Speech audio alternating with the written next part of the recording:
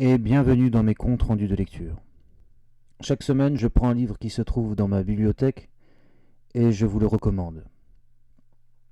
Cette semaine, c'est l'Histoire de France de Jacques Bainville, qui a été publié il y a 100 ans, il y a précisément 100 ans, en 1924, et de ce fait, c'est le centenaire de ce succès de librairie qui a été l'Histoire de France, qui a bercé toute une génération juste avant la Seconde Guerre mondiale, et qui a été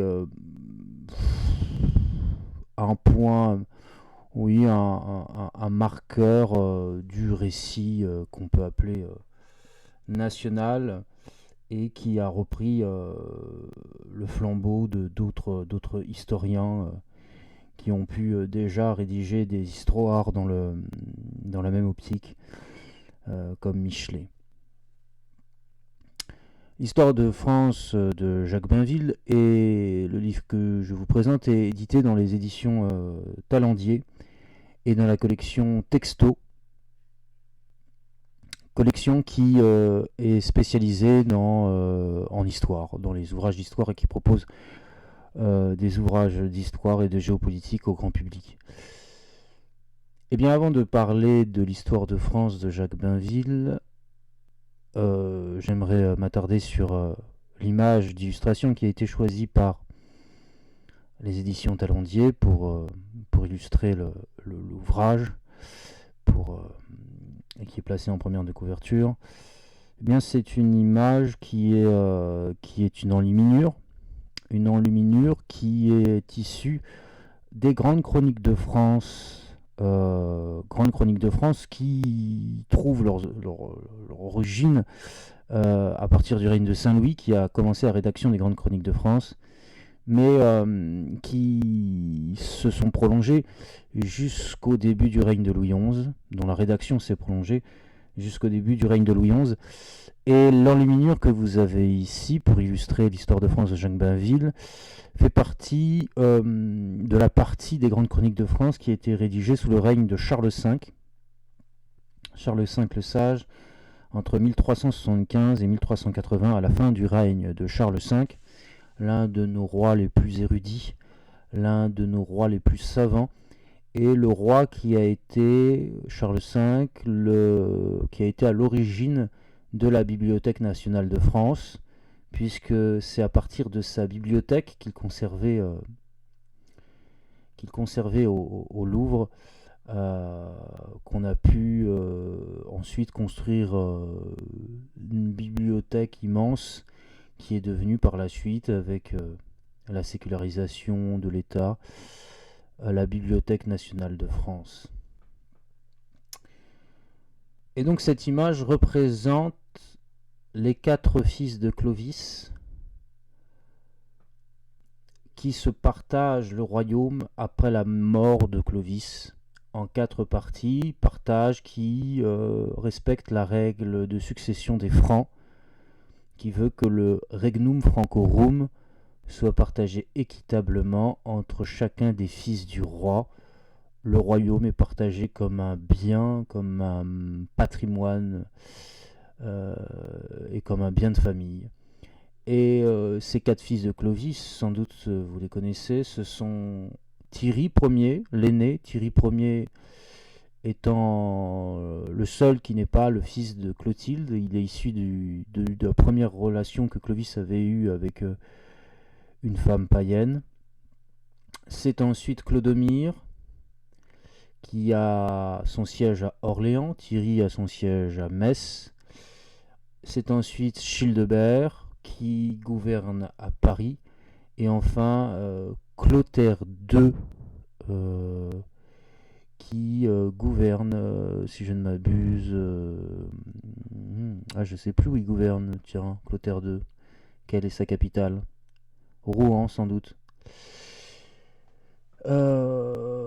À vérifier. Et en tout cas, vous avez voilà cette image d'illustration des 4 fils de Clovis, et il y a un anachronisme manifeste, puisqu'on a parmi ces 4 rois, on a un roi qui, on ne sait pas pourquoi, est revêtu du manteau fleur de lys. fleur-de-lysée. Qui est-ce? Eh bien, ça a l'air d'être le plus jeune des 4 fils de Clovis.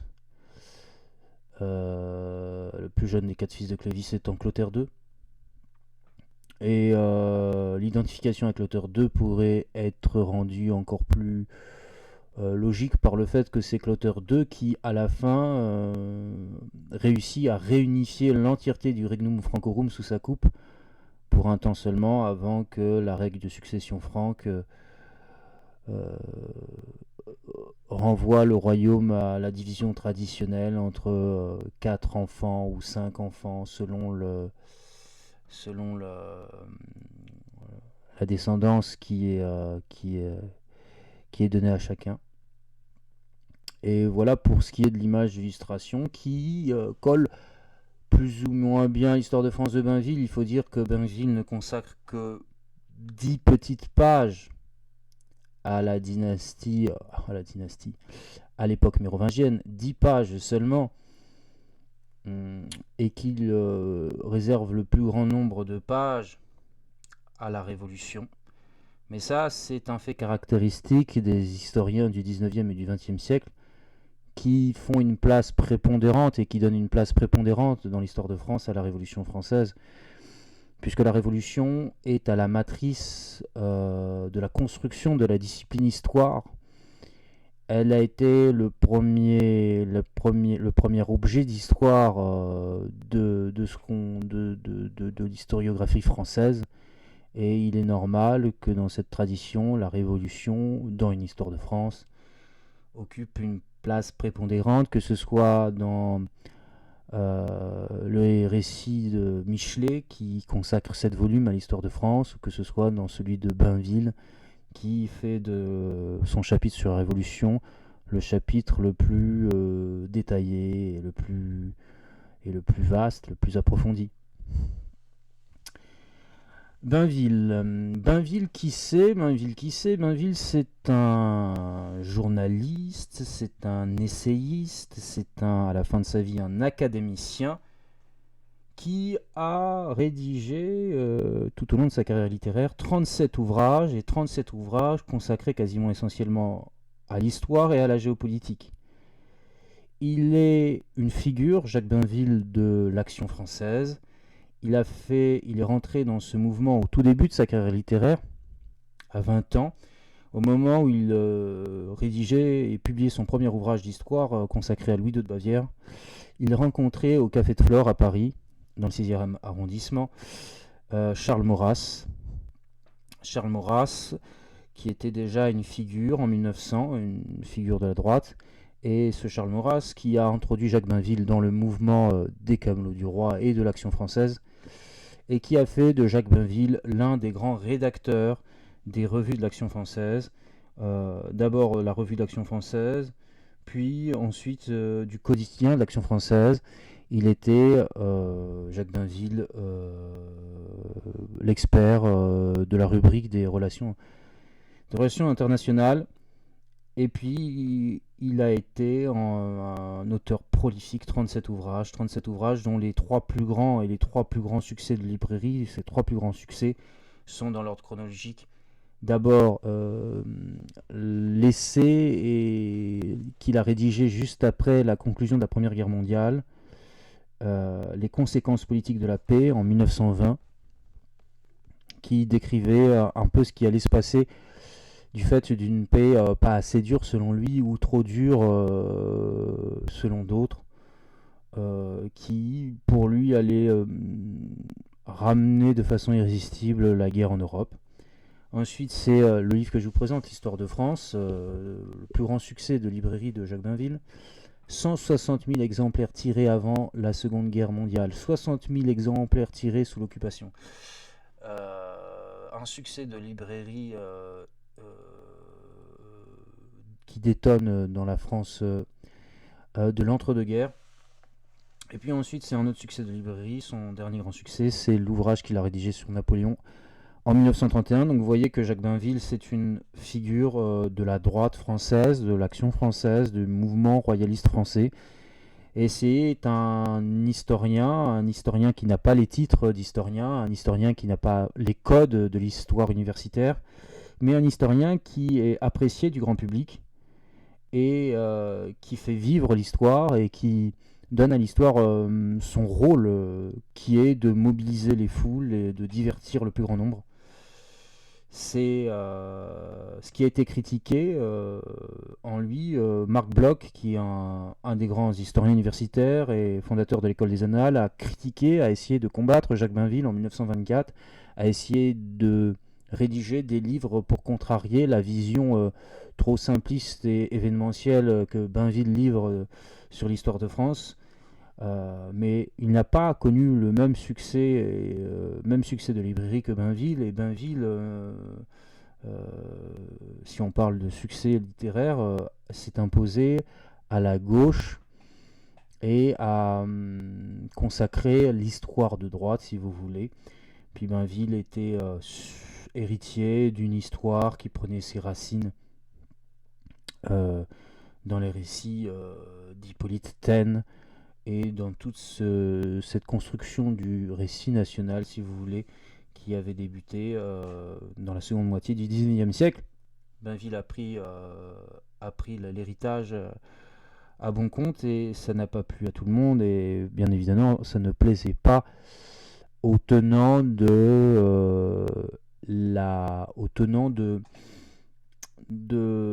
la doctrine historique scientifique, aux tenants d'une histoire méthodologique euh, et scientifique, comme Marc Bloch, comme Segnobos, comme Lucien Febvre. Et à première vue, le livre de Bainville ne respecte aucune règle méthodologique consacrée par l'école méthodique. Aucune, puisque son livre n'est pas constitué de grandes parties, son livre ne porte pas une thèse en soi ou une interprétation particulière de l'histoire. Son livre n'est qu'une succession de chapitres, de plusieurs chapitres, de très nombreux chapitres. Il y a 22 chapitres qui se succèdent sans découpe ou sans partition ou sans grande partition qui pourrait donner une logique d'ensemble à ce récit. Non, c'est un récit qui n'a pas prétention de faire de l'histoire comme celle qui est pratiquée par ceux qui veulent donner une méthode à l'histoire. C'est un récit classique et qui déroule son récit en plusieurs chapitres sans vouloir donner une cohérence particulière à son histoire. Ça n'a pas plu à tout le monde. Et donc, le tour de force que fait Bainville, c'est qu'il va écrire une histoire de France en 500 pages.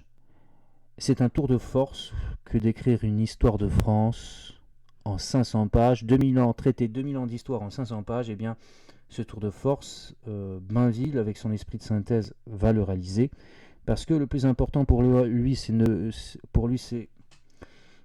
pas de se perdre en détail ou d'approfondir l'histoire, mais c'est de donner l'essentiel de ce qu'on doit retirer de l'histoire de France. Et Bainville se propose de nous retracer les marques et les événements qui doivent être retenus dans cette histoire de France. Et donc c'est un abrégé qui se propose de nous donner le récit bainvillien de l'histoire de France. Et à vrai dire, je pense que l'histoire de France de Bainville dit plus de choses sur Bainville, sur l'action française et sur la droite française de la seconde moitié du XIXe siècle jusqu'à la Seconde Guerre mondiale que sur l'histoire de France à proprement dit, puisque cette histoire de France, beaucoup d'entre vous la connaissent par cœur. Et ce qu'il est intéressant d'analyser dans l'histoire de France de Bainville, c'est la pensée de Bainville, même s'il dit dans sa préface qu'il pratique et qu'il veut écrire une histoire tout à fait en dehors des partis. C'est difficile et j'ai essayé dans les extraits que j'ai sélectionnés d'extraire la pensée de Bainville et les références politiques de Bainville. En tout état de cause, L'œuvre colossale de Bainville, son œuvre littéraire, a été récompensée à la fin de sa vie, puisqu'il est mort en 1936 d'un ulcère. Il a été nommé un an avant à l'Académie française, et il est devenu académicien français. Et à sa mort en 1936, eh bien, il y a eu une bagarre, des échauffourées. Léon Blum, comme vous le savez, a été pris à partie par les Camelots du roi et a failli être lynché et tué dans une année où les tensions politiques étaient très fortes et où l'action française était présente un peu partout à Paris. Donc lisons l'histoire de France de Jacques Bainville et lisons la préface de Bainville qui est la plus personnelle et la plus forte, parce que Bainville arrive plus ou moins bien à s'effacer devant le récit historique et à commenter avec une certaine impartialité les faits historiques. Et regardons ce que dit Bainville dans sa préface, son avant-propos. Si les lecteurs veulent bien le lui permettre, l'auteur de ce livre commencera par une confession. Quand il était au collège, il n'aimait pas beaucoup l'histoire, elle lui a inspiré de l'ennui. Et quand le goût lui en est venu plus tard, il s'est rendu compte d'une chose, c'est qu'il répugnait à la narration des faits alignés, les uns au bout des autres. On ne lui avait jamais dit, ou bien on lui avait dit que d'une manière convenue et insuffisante, pourquoi les peuples faisaient des guerres et des révolutions, pourquoi les hommes se battaient, se tuaient, se réconciliaient. L'histoire était un tissu de drames sans suite, une mêlée, un chaos où l'intelligence ne discernait rien.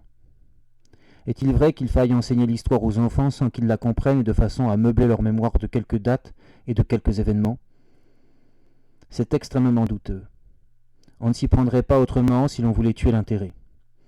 En tout cas, un âge vient et très vite, où l'on a besoin d'un fil conducteur, où l'on soupçonne que les hommes d'autrefois ressemblaient à ceux d'aujourd'hui, et que leurs actions venaient des motifs pareils aux nôtres, et que leurs actions avaient des motifs pareils aux nôtres. On cherche alors la raison de tout ce qu'ils ont fait et dont le récit purement chronologique est insipide ou incohérent.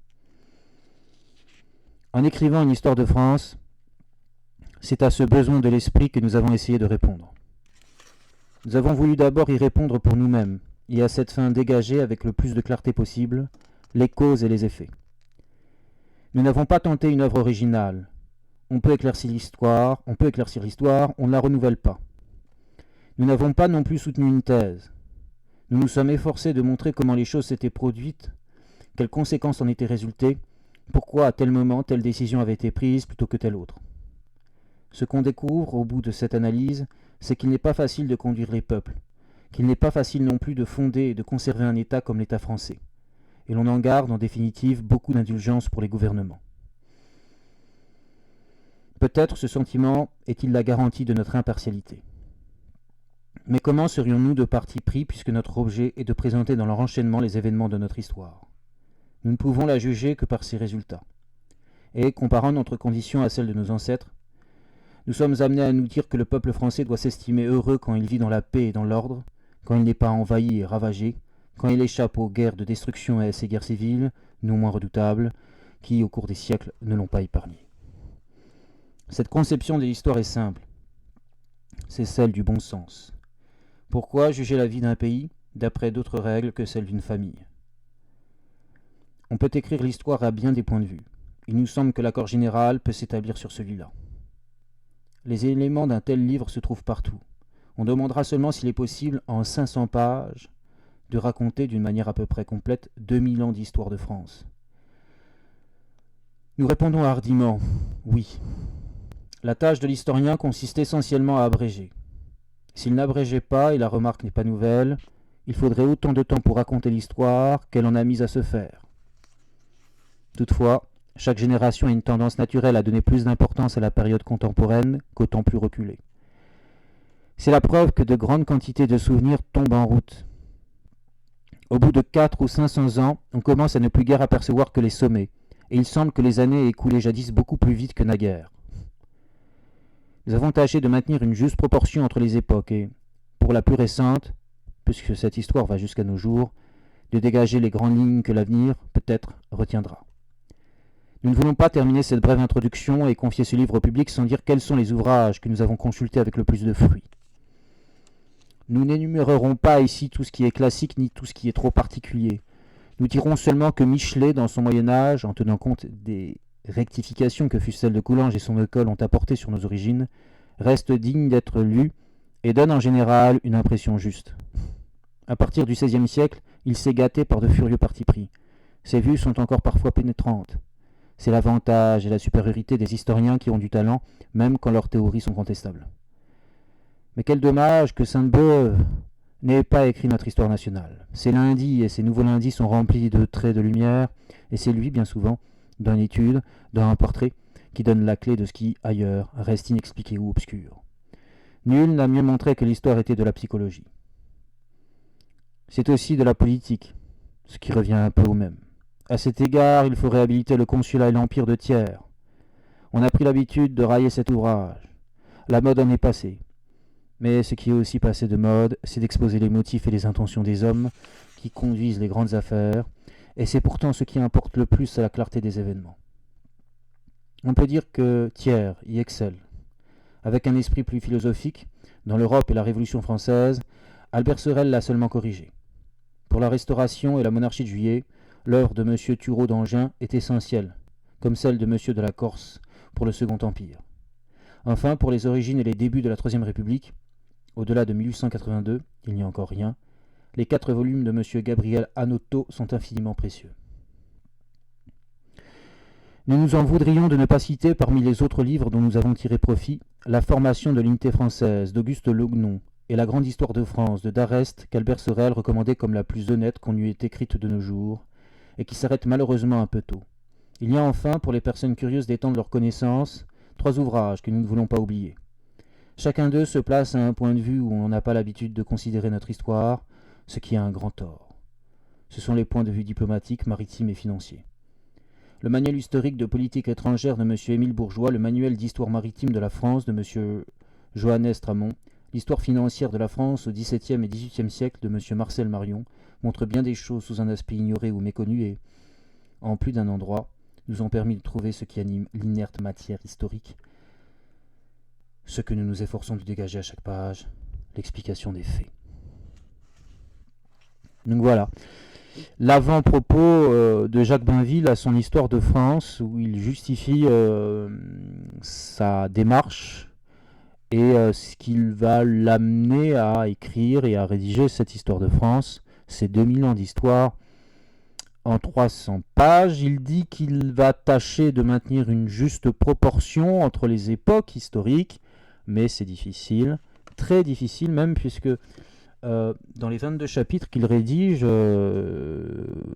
pour cette Histoire de France, seulement 21 pages, si l'on prend le cadre périodique d'Henri Pirenne, on peut regrouper en seulement 21 pages l'Antiquité, qui va du premier au deuxième chapitre. Premier chapitre qui s'intitule Pendant 500 ans, la Gaule partage la vie de Rome, l'histoire de l'Empire romain et de la Gaule romaine, et l'essai sur les Mérovingiens qui fait seulement 10 pages. 21 pages consacrées à l'Antiquité, 99 pages seulement consacrées à l'entièreté du Moyen-Âge. Donc le Moyen-Âge et l'Antiquité sont vraiment des périodes presque traitées de façon indigente par Jacques Bainville. Puis la part du lion revient surtout à l'époque moderne, qui cumule 184 pages et qui va de François Ier jusqu'à Louis XVI. Puis nous avons, pour la période chronologique tout à fait particulière qui est constituée par la Révolution et l'Empire, une époque de transition entre 2 périodes chronologiques, 76 pages, donc c'est énorme pour 25 ans d'histoire. Et puis nous avons les 135 pages consacrées à l'histoire contemporaine, qui va de la Restauration à l'après-guerre, à l'entre-deux-guerres, aux années 1920, au moment où Bainville rédige son histoire. Donc Bainville va, dans son histoire de France, passer très rapidement chaque période en essayant d'y extraire les principaux éléments à retenir. Les éléments qui retiennent l'attention de Bainville, c'est les éléments qui vont caractériser l'identité française. C'est les éléments qui vont permettre aux jeunes royalistes de l'Action française, qui vont lire avec attention l'histoire de France de Bainville, de s'identifier, ces éléments qui vont leur permettre d'avoir des références sur leur propre pays, et des éléments qui vont leur permettre d'agiter leur passion et leur dévouement peut-être nationaliste, leur amour pour le pays.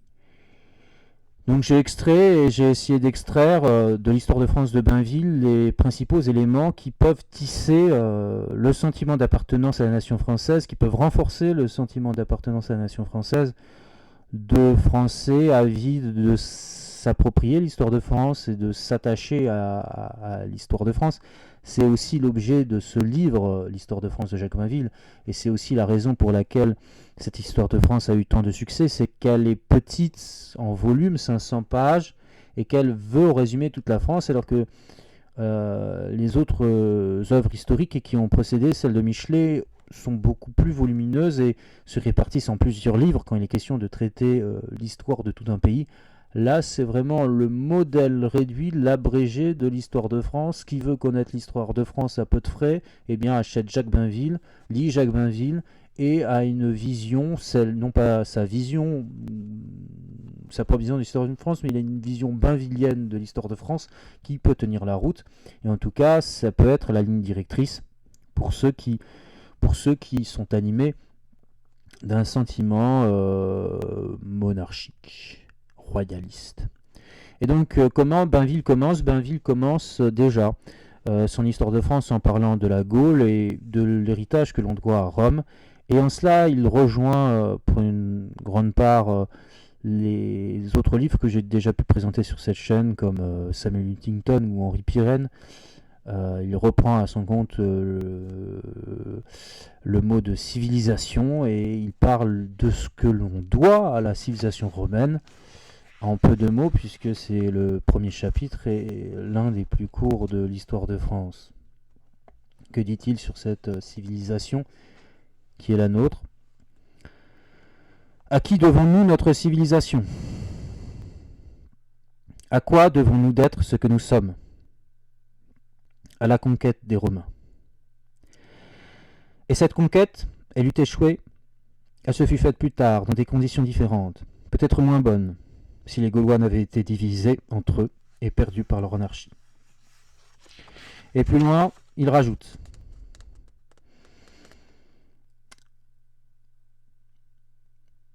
mais il était impossible que Vercingétorix triomphât, et c'eût été un malheur s'il avait triomphé. Au moment où le chef gaulois fut mis à mort après le triomphe de César, aucune comparaison n'était possible entre la civilisation romaine et cette pauvre civilisation gauloise qui ne connaissait même pas l'écriture, dont la religion était restée au sacrifice humain. À cette conquête, nous devons presque tout. Elle fut rude. César avait été cruel, impitoyable. La civilisation a été imposée à nos ancêtres par le fer et par le feu, et elle a été payée par beaucoup de sang. Elle nous a été apportée par la violence. Si nous sommes devenus des civilisés supérieurs, si nous avons eu sur les autres peuples une avance considérable, c'est à la force que nous le devons. Les Gaulois ne devaient pas tarder à reconnaître que cette force avait été bienfaisante. Ils avaient le don de l'assimilation, une aptitude naturelle à recevoir la civilisation gréco-latine qui, par Marseille et le Narbonnais, avait commencé à les pénétrer. Jamais colonisation n'a été plus heureuse, n'a porté plus de beaux fruits que celle des Romains en Gaule. D'autres colonisateurs ont détruit les peuples conquis, ou bien les vaincus repliés sur eux-mêmes ont vécu à l'écart des vainqueurs. 100 ans après César, la fusion était presque accomplie et des Gaulois entraient au Sénat romain. Jusqu'en 476, jusqu'à la chute de l'Empire d'Occident, la vie de la Gaule s'est confondue avec celle de Rome. Nous ne sommes pas assez habitués à penser que le quart de notre histoire, depuis le commencement de l'ère chrétienne, s'est écoulé dans cette communauté. 4 à 5 siècles, une période de temps à peu près aussi longue que de Louis XII à nos jours, est chargée d'autant d'événements et de révolutions. Le détail, si l'on s'y arrêtait, ferait bâillir. Et pourtant, que distingue-t-on à travers les grandes lignes? Les traits permanents de la France qui commencent à se former.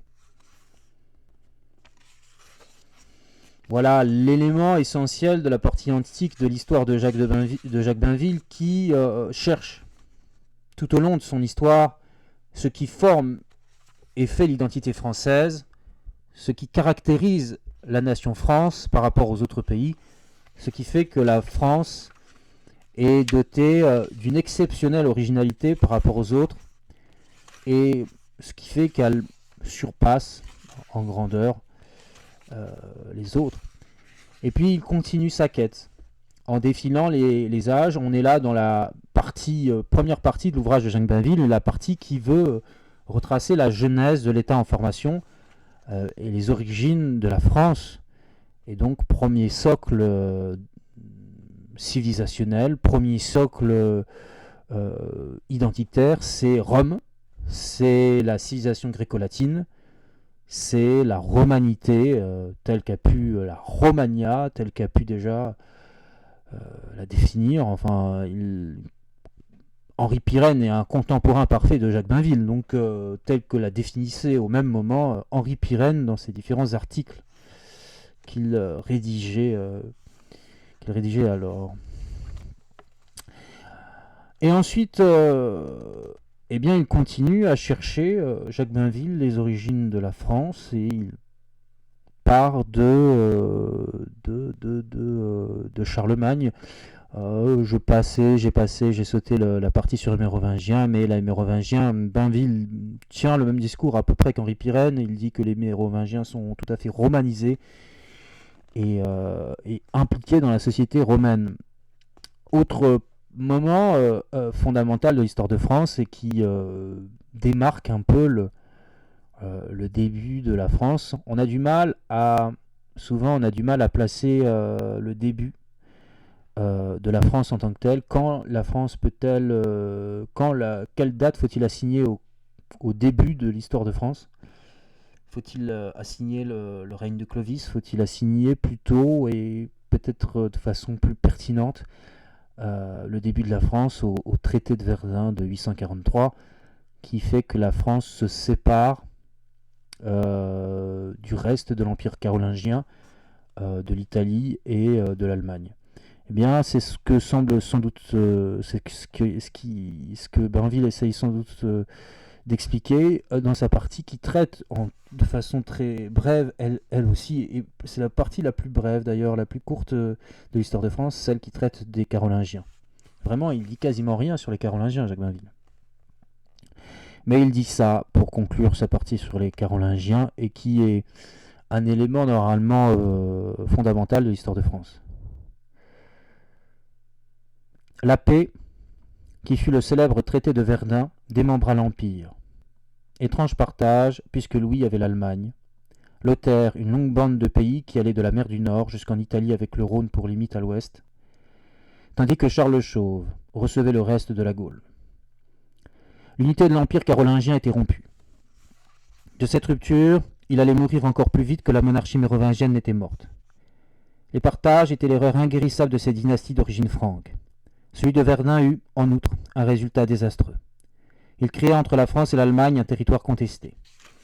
Et la limite du Rhin était perdue pour la Gaule. De ce jour, la vieille lutte des deux peuples prenait une forme nouvelle.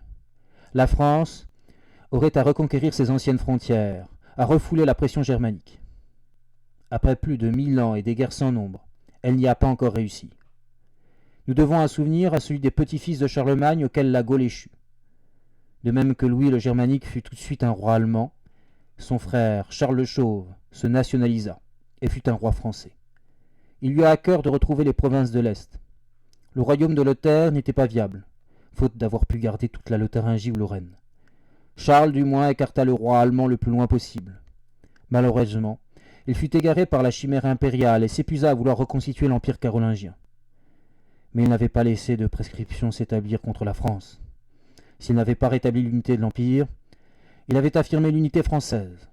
C'était une idée nationale, Pour qu'elle vécût, il n'était pas inutile qu'elle lui ait été proclamée avant la disparition de l'État carolingien.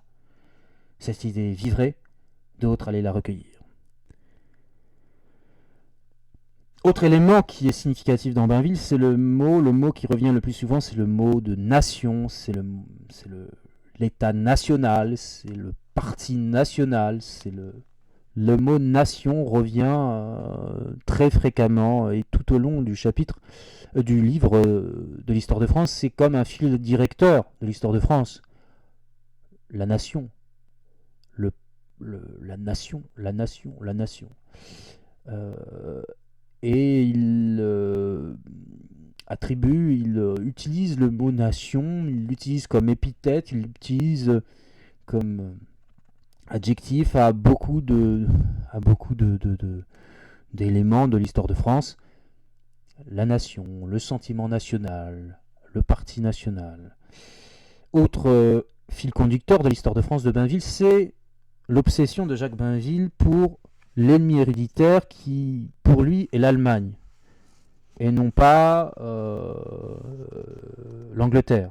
Il parle déjà de l'Allemagne comme ennemi héréditaire dans son premier chapitre, où il loue l'action de César pour repousser l'envahisseur germain, pour repousser Arioviste. Et il fait de toute l'histoire de France quasiment une histoire de France qui se joue soit sur mer et donc qui se confronte à l'Angleterre, mais qui surtout, et puisque la France a décidé de concentrer toutes ses forces sur terre, ou a du moins essayé de concentrer la plus grande partie de ses efforts sur terre, et bien contre l'Allemagne, la Prusse, les Germains, c'est l'ennemi héréditaire pour Jacques Bainville, ce sont les ennemis héréditaires pour Jacques Bainville. Cela s'explique aussi par le contexte dans lequel il rédige son œuvre. Il rédige son œuvre de l'histoire de France après la Première Guerre mondiale. Il a été bouleversé, traumatisé comme beaucoup par cette Première Guerre mondiale. Il a été imprégné aussi par la propagande qui faisait de l'allemand un ennemi sauvage et mortel. Et puis, durant ses jeunes années aussi, et ses années d'écolier, il a été à l'école de la Troisième République, école qui faisait de l'allemand et du prussien à l'époque, l'ennemi mortel de tout bon français, le monstre inhumain qui menace la France, et ce monstre prussien qui a démembré et arraché une partie du territoire national à la France. Donc voilà, deux fils conducteurs, la nation française, et puis l'ennemi héréditaire, l'ennemi acharné du peuple français, qui est personnifié par la figure du germain, de l'allemand. Et donc Bainville continue sa recherche de l'identité française et du sentiment national et de la nation française, avec d'autres dates clés qui se succèdent, et donc il consacre tout un chapitre par la suite à la Révolution. Il l'appelle à la Révolution de 987, autre élément constitutif de l'identité et de la construction de la nation française, le moment où les Capétiens arrivent au pouvoir, le moment où Hugues Capet s'impose comme roi. Que dit-il ? La race de Hugues Capet, après avoir mis 3 générations à prendre la couronne, régnera pendant 8 siècles. L'avenir de la France est assuré par l'avènement de la monarchie nationale. À cette date de 987, véritablement la plus importante de notre histoire, il y a déjà plus de 1000 ans que César a conquis la Gaule. Entre la conquête romaine et la fondation de la monarchie française, il s'est écoulé plus de temps.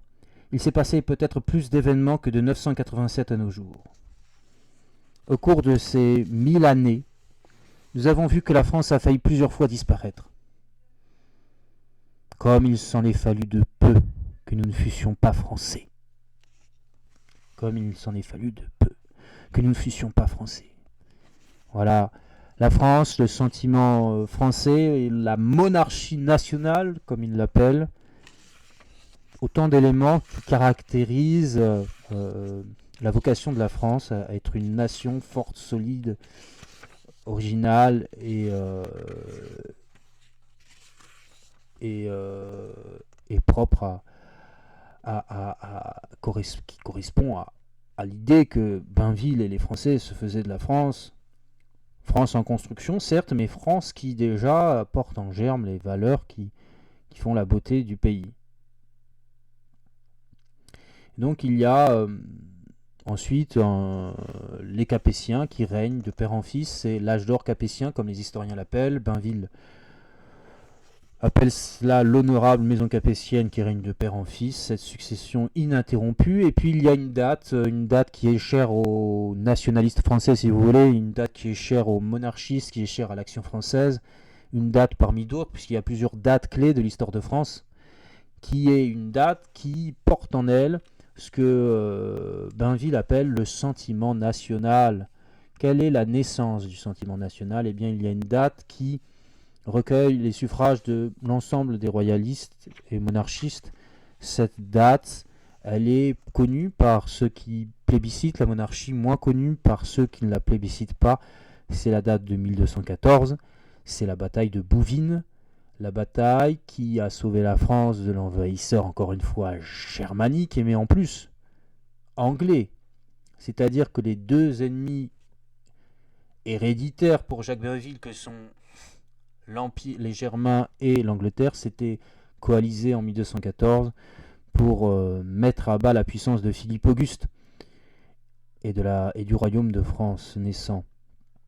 Et donc Bouvines est pour Bainville le moment où la France se réveille, le moment où la France prend conscience de son identité, de sa force, et où naît ce que Bainville et d'autres historiens de la cause nationale appellent le sentiment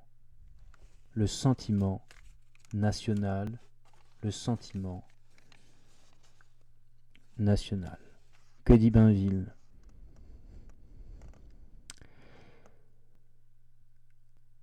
Alors, Philippe Auguste en appela aussi à d'autres sentiments. On forcerait à peine les mots en disant qu'il convoqua ses Français à la lutte contre l'autocratie et contre la réaction féodale, complice de l'étranger. Il y a plus qu'une indication dans les paroles que lui prête la légende au moment où s'engageait la bataille de Bouvines. Je porte la couronne, mais je suis un homme comme vous. Et encore, tous, vous devez être rois, et vous l'êtes par le fait, car sans vous, je ne puis gouverner. Les milices avaient suivi d'enthousiasme, et après la victoire qui délivrait la France, ce fut de l'allégresse à travers le pays. Qui oserait assigner une date à la naissance du sentiment national ? Qui oserait assigner une date à la naissance du sentiment national ? Bouvines, c'est la date clé, 1214, moment où la France est sauvée d'une partition, d'une division qui était sans doute projetée par Othon IV, qui voulait, en bon empereur germanique qu'il était et en empereur romain, récupérer la Francie occidentale, reconstituer l'empire de Charlemagne et mener à terme un projet de rénovation imperi qui ne prenait pas en compte l'identité ou l'importance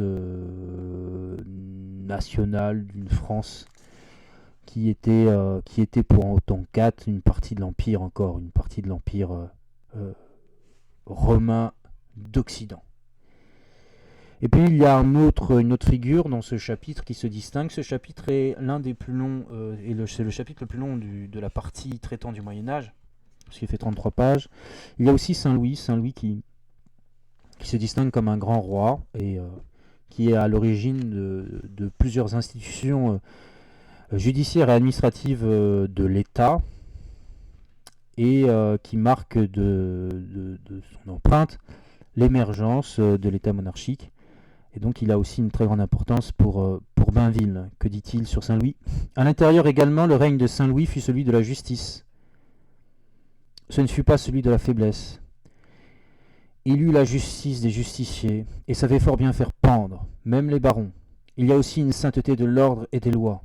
Louis IX continua l'œuvre des légistes, il en avait pour ami, en l'adoucissant de christianisme et d'humanité. Bataille n'est pas voie de droit, disait-il, pour refuser les jugements de Dieu. C'est comme juge royal, sous le chêne de Vincennes, que son souvenir est resté populaire. Il ne se contentait pas de prêcher d'exemples. Il organisait les tribunaux, la procédure. Il mettait le Parlement au-dessus des autres juridictions. C'est sous son règne que cette cour d'appel et de justice reçoit ses attributions principales, et le Parlement jouera un grand rôle dans notre histoire. En unifiant le droit, il unira la nation. Il renforcera l'État en éliminant peu à peu les justices féodales, jusqu'au jour où le Parlement lui-même, devenu pouvoir politique, sera un danger pour la monarchie. Réformateur judiciaire, Saint-Louis fut aussi un réformateur de la société. Il pousse à la libération des serfs. Il étend le droit de bourgeoisie. Surtout, il organise les corporations. L'existence et les droits de l'ouvrier reçoivent protection dans un ordre social chrétien, inscrit au célèbre livre des métiers.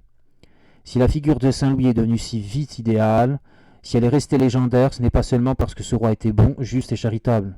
C'est parce que sous son règne, par la bonne droiture, comme disait Joinville, la France était devenue plus prospère, la vie plus douce, plus sûre, plus humaine. Il lèguera à la monarchie capétienne et à la France une renommée qui ne s'effacera plus. Une renommée qui ne s'effacera plus. Et puis c'est ensuite dans la récit, vous savez, c'est très bien, c'est très... Ce qu'on pourrait reprocher à Bainville, c'est qu'il n'y a pas une organisation précise, comme on pourrait l'attendre d'un historien.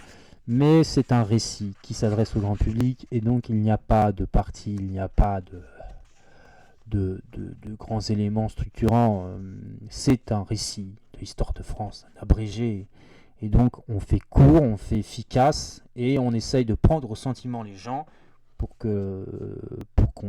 créer un sentiment d'identification à l'histoire de France. Et voilà, c'est une histoire de France émotionnelle, mais cette histoire de France émotionnelle est tout aussi légitime qu'une histoire de France scientifique ou érudite.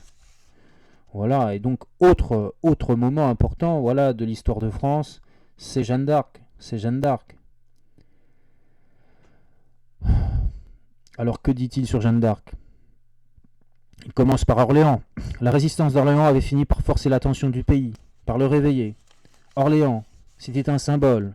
L'assassinat du duc d'Orléans par le duc de Bourgogne, la captivité de Charles d'Orléans, le fils de la victime, le touchant et pur poète, 25 ans prisonnier à Londres, autant de souvenirs, d'images, d'émotions. Orléans était la ville du parti d'Orléans, du parti national, la ville ennemie des Bourguignons et des Cabochiens. Les histoires héroïques de son siège coururent la France. Elles allaient jusqu'aux limites de Champagne et de Lorraine, dans ce village de Domrémy où Jeanne d'Arc entendait ses saintes. Et les voix lui disaient ce qu'il fallait faire, ce que nous voyons distinctement aujourd'hui, mais ce que le plus grand des politiques vivant ce temps-là n'eût peut-être vu que pour le juger impossible, délivrer Orléans et sacrer le dauphin à Reims. C'était la mission de Jeanne d'Arc, et elle l'a remplie. Pour la France, c'était le salut. D'un consentement universel, il n'est dans aucun temps, dans aucun pays aussi pure héroïne, récit plus merveilleux.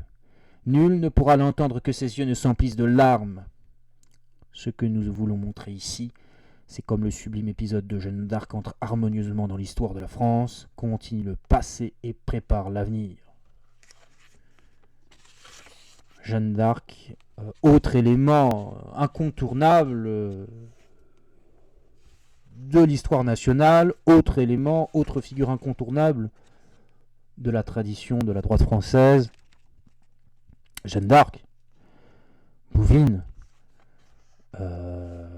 Hugues Capet, le traité de Verdun, des éléments, Rome, des éléments, voilà, qui construit l'identité française. On est là sur des points d'appui qui fondent le récit et qui justifient la démarche de Bainville.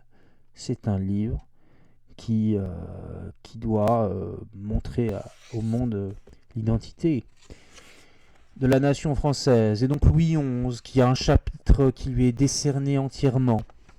Louis XI, qui va relever l'État, enfin qui va combattre les dernières portions de la féodalité pour que l'État s'affirme. Et puis il y a aussi l'antise des guerres civiles dans le récit de Bainville. La France est un pays traversé par les guerres civiles. Donc c'est la partie sur les guerres civiles et religieuses, les guerres de religion. Puis il y a un chapitre consacré à Henri IV, qui relève la France, à Louis XIII et Richelieu, qui réamorce l'État. Et puis on a tout un chapitre long, l'un des plus longs chapitres pour un règne, le chapitre le plus long qui est décerné à un seul règne, celui de Louis XIV, bien évidemment, figure essentielle de l'histoire de France, pour Bainville, pour l'Action française. Que dit-il? Le long règne de Louis XIV, plus d'un demi-siècle qui ne commence vraiment qu'à la mort de Mazarin, a un trait principal dominant, une tranquillité complète à l'intérieur. Désormais, et jusqu'à 1789, c'est-à-dire pendant 130 années, 4 générations humaines, s'en sera fini de ces troubles, de ces séditions, de ces guerres civiles dont le retour incessant désole jusque-là notre histoire. Ce calme prolongé, joint à l'absence des invasions, rend compte du haut degré de civilisation et de richesse auquel la France parvint. L'ordre au-dedans, la sécurité au-dehors, ce sont les conditions idéales de la prospérité. La France en a remercié celui qu'elle appela le grand roi par une sorte d'adoration qui a duré longtemps après lui. Voltaire, avec son siècle de Louis XIV, est dans le même état d'esprit que les contemporains des années qui suivirent 1660. Il souligne comme le fait qui l'a le plus frappé et qui est aussi le plus frappant. Tout fut tranquille sous son règne. Le soleil de Louis XIV illuminera le règne de Louis XV, et ce n'est que plus tard encore, après 15 ans du règne de Louis XVI, que le charme sera rompu, que nous entrerons dans un nouveau cycle de révolution. Il dit encore sur Louis XIV, l'originalité de Louis XIV est d'avoir raisonné son cas et compris comme pas un les circonstances dans lesquelles son règne s'était ouvert et qui lui donnaient en France un crédit limité. Il l'a dit dans ses mémoires pour l'instruction du dauphin. Et il dit plus loin, déjà sur la fin de son règne, Louis XIV a pu s'apercevoir, et là c'est un élément qui est critiqué par les historiens méthodologiques, enfin les historiens, les tenants de la science historique, c'est tout ce qui a rapport à la téléologie qui voudrait donner un sens trop progressiste à l'histoire, qui voudrait tisser des liens pas tout à fait judicieux entre plusieurs partie de l'histoire. Peut-être que Bainville s'en rend coupable dans cette partie en disant Louis XIV a pu s'apercevoir que la France se lassait de ce qu'elle avait appelé et saluait avec enthousiasme et reconnaissance. Il avait prévu cette fatigue, annoncé ce retour du pendule et, par là, il a été meilleur connaisseur des hommes que ceux qui prétendent qu'il a donné à la monarchie le germe de la mort en concentrant le pouvoir. Eh bien, ceux qui prétendent cela, c'est, je pense, que Bainville pense à Alexis de Tocqueville, qui, dans son œuvre majeure de la monarchie et de la Révolution, a accusé Louis XIV d'avoir conduit à la mort de la monarchie en lançant le processus inarrêtable de l'hypercentralisation du pays autour de Paris. Et processus d'hypercentralisation, de centralisation séculaire qui aboutit à la Révolution française, qui achève l'œuvre de Louis XIV en achevant l'œuvre centralisatrice du pouvoir. Et donc, quel autre élément Bainville retient du règne de Louis XIV, règne de Louis XIV qui constitue pour beaucoup l'apogée de la France. Pour Sainte-Beuve, c'est l'apogée littéraire et culturelle de la France. Pour Bainville, c'est aussi le cas. Et c'est aussi pour cette raison que la Révolution a ensuite eu tant d'influence sur l'Europe. C'est parce que Louis XIV avait déjà eu en son temps tant d'influence sur l'Europe. Regardez ce que dit Bainville sur l'influence de Louis XIV. Versailles symbolise une civilisation qui a été pendant de longues années la civilisation européenne. Notre avance sur les autres pays étant considérable, et notre prestige politique aidant à répandre notre langue et nos arts. Les générations suivantes hériteront du capital matériel et moral qui a été amassé alors. La Révolution en héritera elle-même, et trouvera encore une Europe qu'un homme du XVIIIe siècle, un étranger, l'Italien Caraccioli, appelait l'Europe française.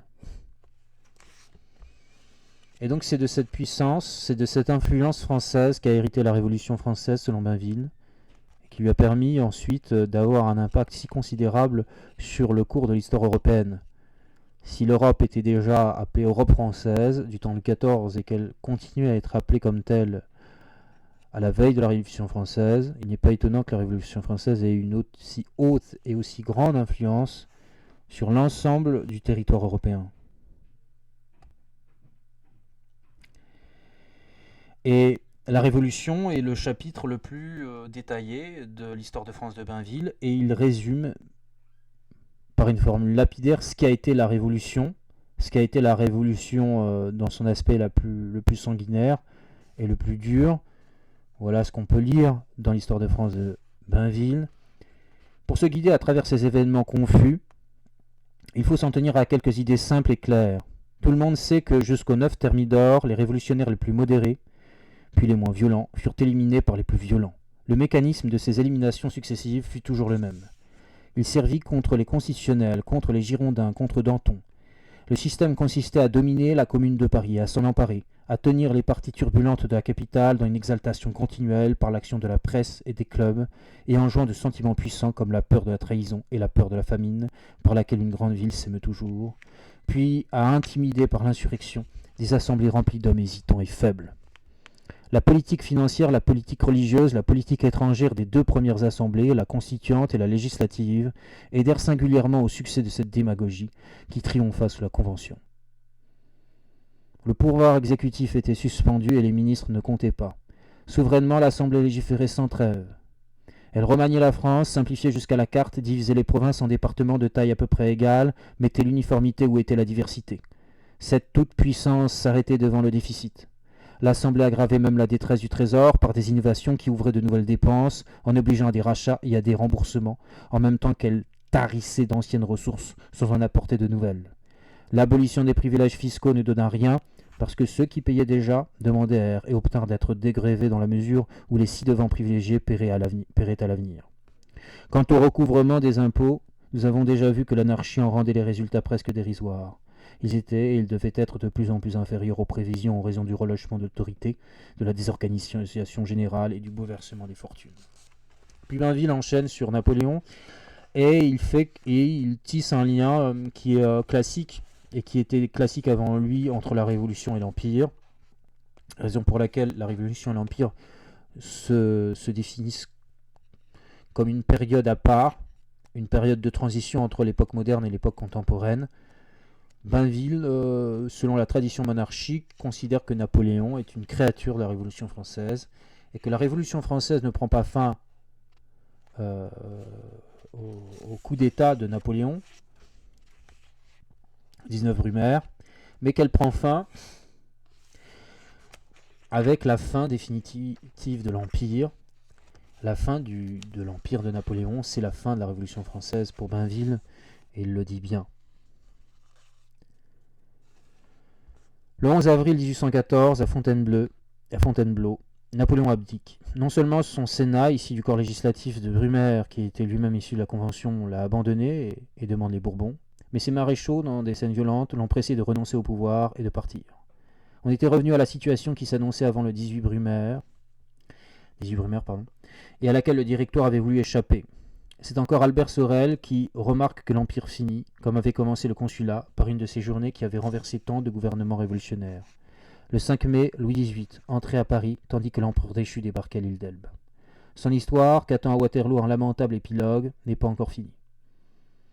Une seule chose l'est, et le retour de l'île d'Elbe n'y changera rien. La Révolution, malgré la métamorphose impériale où elle s'était réfugiée, n'a pas réussi à donner à la France l'extension qu'elle avait rêvée. Elle se termine par une défaite. Il s'agit maintenant, au milieu des bouleversements qu'elle a multipliés en Europe, de rendre à la France vaincue son rang et la sécurité. Conclusion, la Révolution et l'Empire, pour Bainville, n'ont été qu'un gâchis, des entreprises éphémères, utopiques et destructrices du rang national du rang international qu'avait la France et de sa prospérité antérieure. Analyse traditionnelle dans le monde des partisans de la monarchie qui exalte la monarchie et donc qui donne une analyse contrastée de l'œuvre de l'Empire et de la Révolution, ce qui n'est pas faux, puisque voilà, ça ne s'est pas terminé par par une victoire ou par des acquisitions territoriales solides. Et donc après, il traite de la Restauration. La Restauration, il la traite de façon plus favorable que la monarchie de Juillet, et on pourrait s'étonner que la monarchie de Juillet soit aussi durement traitée par Bainville, qui a des mots durs pour la monarchie de Juillet, alors que Bainville est un orléaniste, donc un partisan de l'Action française qui soutient le parti d'Orléans, et donc on pourrait supposer que Bainville ait pu faire un éloge de la monarchie de Juillet. Non, tout au contraire, il est assez dur contre la monarchie de Juillet, assez sévère contre cette monarchie. Il dit au début de son chapitre sur la monarchie de Juillet: une des plus grandes illusions qu'on puisse avoir en politique, c'est de croire qu'on a bâti pour l'éternité. Les hommes qui avaient été appelés au trône d'un Bourbon de la branche cadette étaient convaincus qu'ils avaient trouvé la solution idéale. Qui était le duc d'Orléans, le fils de Philippe Égalité? Son père était un régicide. Lui-même avait combattu à Jemmapes. Il réconciliait dans sa personne la Révolution et l'Ancien Régime, le passé et le présent.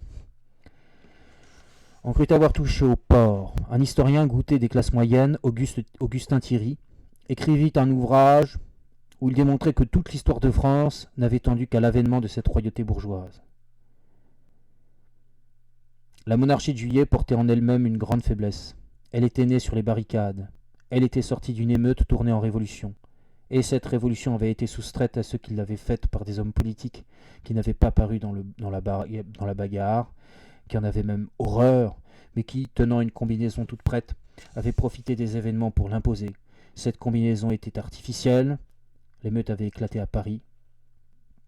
Et s'il était entendu, depuis 1789 que Paris donnait le ton à la France, la grande masse du pays était restée étrangère au renversement de Charles X, autant qu'à la fondation du régime nouveau. Très dur donc, Bainville contre la monarchie de Juillet, contre la façon dont la monarchie de Juillet s'est imposée à la France, et donc Bainville, tout orléaniste qu'il est, tout membre de l'Action française qu'il est plutôt favorable à la première restauration, à la restauration de la monarchie traditionnelle. Et donc voilà, ensuite il énumère ses partis, il fait défiler ses partis en respectant les régimes successifs qui se succèdent tout au long du XIXe siècle, où on a une alternance entre monarchie, république et empire. Et l'autre gouvernement et régime que Bainville attaque frontalement et de façon très dure, c'est le Second Empire. Le Second Empire qui ne trouve pas grâce aux yeux de Bainville. Le Second Empire qui est qualifié de dictature et qui est qualifié aussi de fossoyeur de la monarchie, ce Second Empire. Monarchie chère à Bainville, monarchie qui est pour Bainville la solution et le gouvernement naturel de la France. Les invectives dont les républicains ont couvert le 2 décembre font oublier que l'assemblée qui fut chassée par la force et dont les membres furent arrêtés pour la plupart était une assemblée monarchiste. S'il n'y avait eu le règne de Napoléon III, il aurait dû y avoir celui d'Henri V ou de Louis-Philippe II. À lire les châtiments de Victor Hugo et l'histoire d'un crime, on croirait que le prince-président a étranglé la République. À la vérité, il étouffait une monarchie au berceau. Seulement cette monarchie eût été représentative, tandis que le coup d'État établissait la dictature et supprimait le régime parlementaire. Dans des conditions au fond assez peu différentes de celles du 18 Brumaire, le neveu du premier consul se substitue à la royauté dont le retour était seulement un peu plus probable en 1851 qu'en 1799. Mais que désirait la France ? Ce que l'Assemblée avait été incapable d'établir sur des bases solides, l'autorité et l'ordre.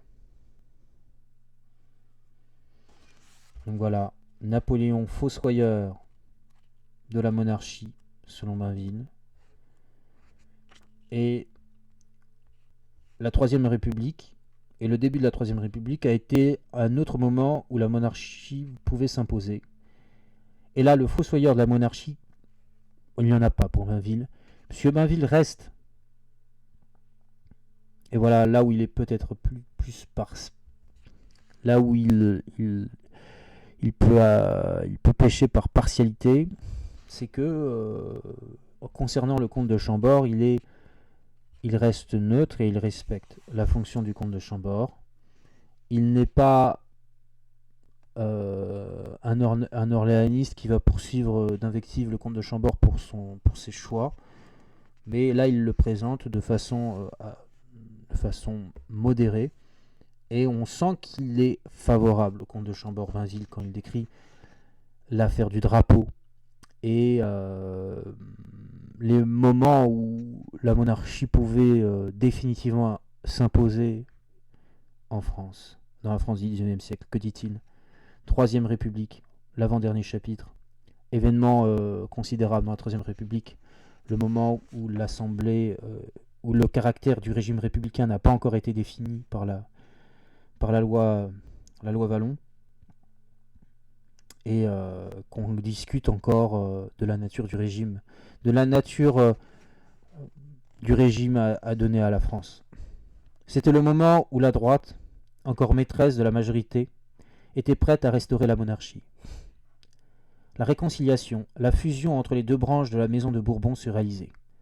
Le petit-fils de Louis-Philippe s'effaçait devant le petit-fils de Charles X. Non seulement c'était un peu tard, mais il y avait un malentendu entre le comte de Chambord et l'Assemblée, qui voulait lui offrir la couronne.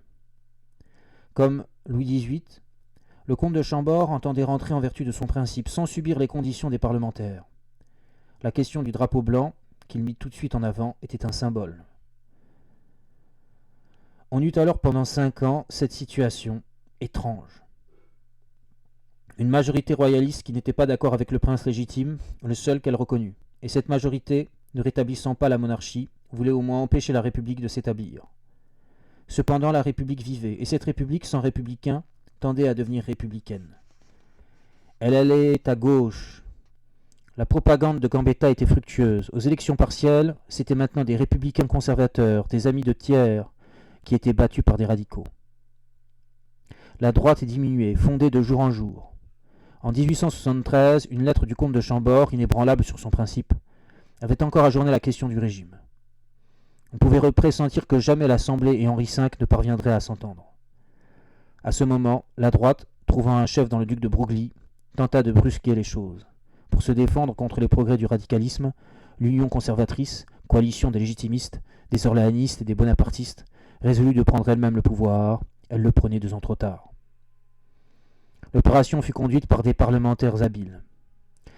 Un des leurs, Buffet, déjà substitué à Grévy, dirigeait les débats de l'Assemblée et, aujourd'hui, aida puissamment à la chute de Thiers. Tout était prêt, convenu. Thiers fut remplacé le soir même par le maréchal de Mac-Mahon. Attaché par ses traditions à la monarchie légitime, ce loyal soldat, devenu président de la République, allait, comme quelqu'un l'avait prédit, la fonder. Le duc de Broglie fut aussitôt choisi comme chef du gouvernement. Disposé à faire la monarchie, il en avait prévu l'échec, et il s'était ménagé une ligne de retraite. La restauration fut consciencieusement préparée. Le comte de Paris, petit-fils de Louis-Philippe, vint à Forchdorf pour sceller avec le comte de Chambord la réconciliation des 2 branches de la Maison de France. Les groupes de la majorité formèrent la commission des 9, qui prit les mesures nécessaires pour que l'Assemblée, en vertu de son pouvoir constituant, votât le rétablissement de la royauté. L'accord, à droite, était complet. Le succès était en vue, et les partis républicains, alarmés, se rapprochaient et formaient l'union des gauches, la fameuse union des gauches, fort troublée d'ailleurs à l'idée de recourir à l'insurrection contre une restauration légale. On escomptait dans l'Assemblée une majorité d'au moins 26 voix en faveur de la monarchie. Il ne manquait plus que le consentement du comte de Chambord. Maintiendrait-il le drapeau blanc ? Il restait toujours dans la réserve, en exil volontaire. Le député Chênenon, envoyé auprès de lui pour négocier, rentra convaincu que la difficulté était levée. Le bruit se répandit, que le petit-fils de Charles X acceptait le drapeau tricolore. La monarchie paraissait faite, lorsque, par une lettre retentissante datée du 27 octobre, le comte de Chambord exposa ses raisons immuables. « Je veux, disait-il, rester tout entier ce que je suis. Amoindri aujourd'hui, je serai impuissant demain. » Il préférait ne pas régner, plutôt que d'être le roi légitime de la Révolution, et garder intact le principe monarchique, plutôt que de le compromettre dans une restauration éphémère. Cette lettre, qui consterna les royalistes, remplit de joie les bonapartistes et les républicains. Il n'est pas défendu de croire qu'elle soulagea les monarchistes libéraux, dont les idées auraient eu peine à s'accorder avec celles d'Henri V, qui concevait toute une réforme politique et sociale de la France, à laquelle les esprits n'étaient nullement préparés. En résumé, la monarchie parlementaire était impossible. Alors intervint la combinaison que le duc de Broglie tenait en réserve. Pour gagner du temps, pour parer au désarroi des conservateurs, pour ménager l'avenir, sa solution était de consolider les pouvoirs du maréchal, de les prolonger, de les rendre indépendants de l'Assemblée, de faire de la présidence de la République une sorte de succédané de la monarchie, ignorée le jour venu, c'est-à-dire lorsque le comte de Chambord aurait disparu abdiqué, qu'à mettre le roi à la place du maréchal de Mac-Mahon, véritable lieutenant général du royaume. De cet expédient est née la présidence de la République telle qu'elle existe encore de nos jours. Ne pouvant faire la monarchie, il faut faire ce qui s'en rapproche le plus, disait alors le comte de Paris. Les pouvoirs du président furent votés pour 7 ans. Si la République n'était qu'un régime de fait, si elle n'était pas fondée, elle était bien près de l'être. Elle le fut seulement dans les premiers mois de 1875. On ne tarda pas en effet à s'apercevoir que le septennat ne se suffisait pas à lui-même, que c'était un rempart d'argile. La nécessité d'organiser les pouvoirs publics s'imposait, mais on ne pouvait les organiser sans définir le régime politique de la France. Il y avait un pouvoir exécutif, il y avait aussi une assemblée dont la majorité monarchiste s'était dite constituante. Son mandat n'était pas éternel. Et elle ne pouvait se séparer sans avoir donné au pays une constitution marquée à son empreinte. Voter des lois constitutionnelles était inévitable. Il ne l'était pas moins, en les votant, de choisir entre la monarchie et la République. La majorité hésita, lutta longtemps. Les républicains n'hésitaient pas moins à accepter une constitution parlementaire élaborée par des conservateurs et des orléanistes. Après un président, il leur fallait accepter un Sénat, qui ne serait même pas élu au suffrage universel, c'est-à-dire tout ce que la doctrine démocratique condamnait. Alors, évoluant toujours vers l'opportunisme, se séparant des radicaux partisans du tout ou rien, Gambetta entraîna la gauche. Dans la pensée qu'une constitution trop républicaine effraierait le pays et amènerait une réaction, il détermina les républicains à se contenter de ce que leur apportaient des monarchistes et des modérés. Le 30 janvier 1875, à une seule voix de majorité, l'amendement Wallon, qui prononçait le nom de la République, qui l'inscrivait officiellement dans les lois, était adopté. Cet amendement disait que le président de la République serait élu par les 2 chambres et éligible. Ainsi personnels à l'origine, les pouvoirs du président devenaient impersonnels. Le maréchal de Mac-Mahon pourrait avoir des successeurs. À travers le septennat, la République avait passé. Elle a toujours porté la marque des hommes qui l'avaient fondée et dont le système idéal était celui de la monarchie de Juillet. Mais ces hommes-là allaient en être chassés bientôt. Voilà la fin, pour Mainville, des espérances de restauration monarchique et la constitution de la République, une République qui se constitue comme une sorte de pis-aller, une République qui s'impose par la dissension des monarchistes entre eux, par la dissension du parti royaliste, par la division séculaire de la droite, une droite toujours divisée, une gauche toujours unie, et une droite qui, quand elle doit prendre des décisions, n'en prend jamais. C'est cet épisode de cette restauration, de cette 3e restauration monarchique ratée est significative en réalité du problème qu'a la droite en France, un problème d'union, un problème de cohérence, un problème d'harmonisation des desseins, un problème que connaît toujours la droite aujourd'hui. Et alors qu'au contraire de cela, la gauche déjà faisait des unions qui ne datent pas du Front Populaire, union que vous voyez bien que Bainville a décrit, l'union des gauches qui voulait s'opposer au rétablissement de la monarchie en 1873. Et donc Bainville termine son histoire par les événements contemporains, la guerre, la paix, les travaux et les jours, le 22e chapitre, le chapitre qui traite de la Première Guerre mondiale et de ses suites, des années 1920 et du traité de Versailles. Et puis il finit son ouvrage par ces mots, mots qui ne datent pas forcément de 1924 puisque l'ouvrage a été réédité plusieurs fois et donc on a des évocations de l'année de 1926 dans les derniers mots qu'il écrit de cette histoire de France. Un gouvernement faible est tenté par l'expédient trop facile des assignats qui provoque la ruine. D'autre part, compter sur les sacrifices raisonnés et volontaires de toutes les parties de la nation est bien chanceux. D'après l'expérience des siècles passés, on peut se demander si la question d'argent ne sera pas, pendant assez longtemps, à la base de la politique. Si, au dedans et au dehors, notre politique n'en dépendra pas. Si, enfin, le pouvoir ne tendra pas à se renforcer et à sortir des règles de la démocratie parlementaire pour soustraire les mesures de salut public à la discussion. Déjà en 1926, devant la banqueroute imminente, Raymond Poincaré, revenu au pouvoir, a dû recourir au décret-loi. Le déficit n'ayant pas tardé à se reproduire par l'excès des dépenses que provoquent les chambres, il apparaît qu'il faudra renoncer à des finances régulières et courir le risque d'un grand désordre ou bien, au nom du salut public, nier les droits de la majorité. On peut remarquer que presque partout en Europe, dans les pays éprouvés par la guerre, les gouvernements ont perdu pied. Le vieux monde est dans un état qui ressemble beaucoup au chaos. Extrême est la confusion des idées. Plein pouvoir, dictature, ce sont des mots qui n'effraient plus ou des choses qui semblent naturelles, tandis que partout sont affichés les noms de république ou de démocratie. Sur les vastes destructions qu'une guerre immense et les révolutions qui l'ont suivie ont causées, personne ne peut dire ce qui s'élabore, ce qui est provisoire et ce qui est définitif. Seulement, quand on compare la France aux autres pays, quand on se représente les hauts et les bas de son histoire, on voit qu'elle n'est pas la plus mal partagée. Exposée aux tribulations, souvent menacée dans son être, elle l'a encore été, et terriblement, en 1914. Elle n'est pas sujette à ces affaissements ou à ces longues éclipses dont tant d'autres nations offrent le modèle. Sa structure sociale reste solide et bien équilibrée. Les classes moyennes, sa grande force, s'y reconstituent toujours en peu de temps. Après toutes ces convulsions, parfois plus violentes qu'ailleurs, elle ne tarde pas à renaître à l'ordre et à l'autorité dont elle a le goût naturel et l'instinct. Si on avait cette confiance, ce ne serait même pas la peine d'avoir des enfants. Et donc voilà comment se termine l'ouvrage de Bainville. Il se termine par une note d'espoir, par une note de confiance à ce qu'est la France et à la force de résilience qu'a toujours eu la France dans son histoire. Cette confiance qui doit accompagner l'ensemble des Français.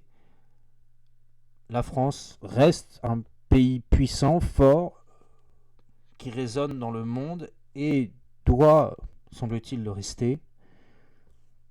Bainville nous encourage à avoir confiance en la France et à participer sans doute à sa grandeur. Et donc voilà, je vous ai fait le compte-rendu du livre et vous pouvez chercher d'autres détails. J'ai vraiment pris quelques éléments par-ci par-là. Parce que Bainville, des fois, se perd dans les détails, malgré ce qu'il peut dire au début de son ouvrage, il se perd quelquefois dans les détails. Et donc j'ai essayé d'extraire de façon encore plus abrégée l'abrégé qui a déjà été réalisé par Bainville de cette histoire de France bainvillienne.